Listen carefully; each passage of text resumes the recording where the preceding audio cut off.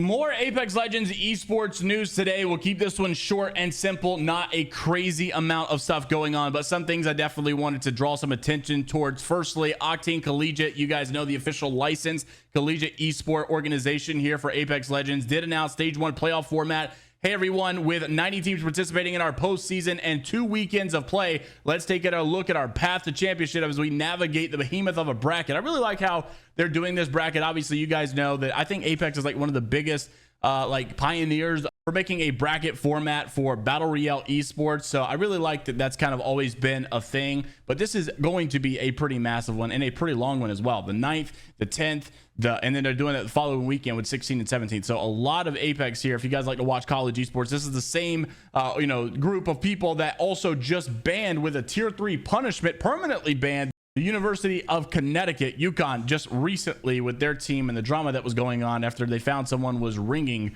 from EU. Also wanted to mention Newcastle, obviously still in the conversation. I think he will be for quite some time. Newcastle just being so strong. More conversation continues to lead the way here as we go into this, because while it is a fun meta, it is starting to be somewhat concerning as far as the integrity goes. Once again, Newcastle wall in the end game is a free win, and it is true though. It's like, okay, while it's so strong, all these other teams are running Newcastle and it's all going to quote be a win. So it's just going to be chaotic. It's going to be unorganized. Now, is there any team that can try to find a way to organize that? I don't know if it's really even possible, but it definitely will make for some fun action to watch. I just almost wonder if it's too chaotic to even keep up with on an esports level, right, with the BLGS. But people are calling for it to be changed before BLGS does get here. And also, Storm should remove the charge/stun. If you are out in the Storm, if you're in the very end circle, right, you shouldn't be getting shocked and stunned and all this other stuff.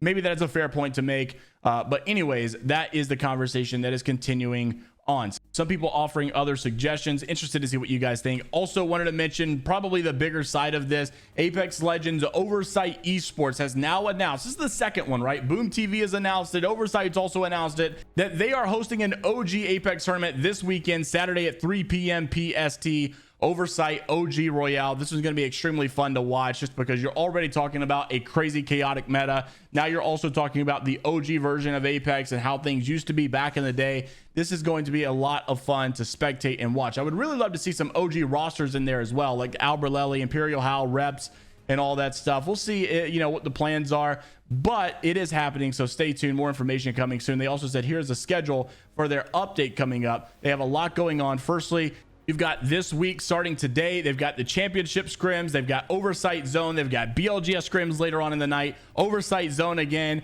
Don't forget, Oversight has started this new ranked queue type thing that was similar to Realm, and it's basically invite only. It's closed, but they're trying to expand upon it later on. And then they go into the OG Royale next weekend. So stay tuned with that. That's going to be all players who have access to the Oversight Zone will have a chance at qualifying for the OG Oversight Royale. This tournament will feature 20 teams with 1 POI draft, each game on World's Edge, Storm Point, E-District, and 3 games on OG Kings Canyon. Also wanted to make mention of some of these roster updates. Bullet L, you guys know Bullet kind of put out some concerning stuff a couple of weeks ago. Kind of wondered, like, maybe will he step away from the game? But then BLGS came around and Bullet was looking really solid. Posted this just last night that he signed a contract, and I'm not surprised, really. Their performance in BLGS has been pretty good. So you might be seeing a former pro leaguer, right, used to play with Native Esports, back into the pro league again, or back into a BLGS conversation, I should say.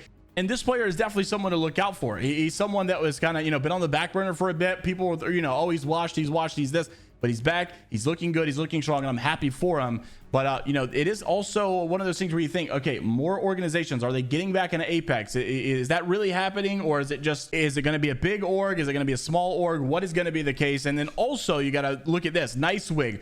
We talked about him becoming the CEO for 100 Thieves. Obviously, it's not necessarily, real deal CEO, but for one day, I imagine this is a marketing promotion type thing. NiceWigg's going to be the CEO. He's going to come and sign all of this Apex roster stuff that's going on, and then he's going to give it back, and whatever the case is. So anyways, I think we're going to get a roster announcement for 100 Thieves Apex coming up. That is today. He posted this yesterday using the words tomorrow. So obviously we should get it at any moment now. We'll make sure to keep you up to date over on our Twitter as well, if you guys want to see what's going on over there. And I'll also pin a comment if anything has happened at the time, that I checked back in on the video. But he said, 3 years ago, my community and I were begging courage to play Apex with me. Fast forward today, and I will be the CEO of 100 Thieves for one day.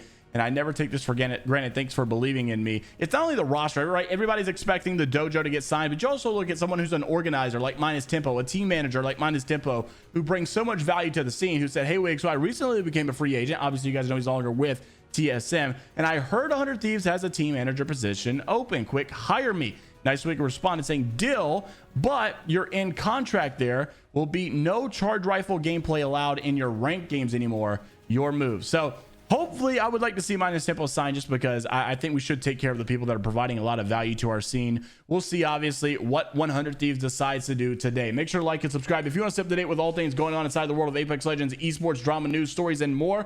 We'll be back at it later today if things get crazy enough. And until the next time, we'll see you all later, Gators.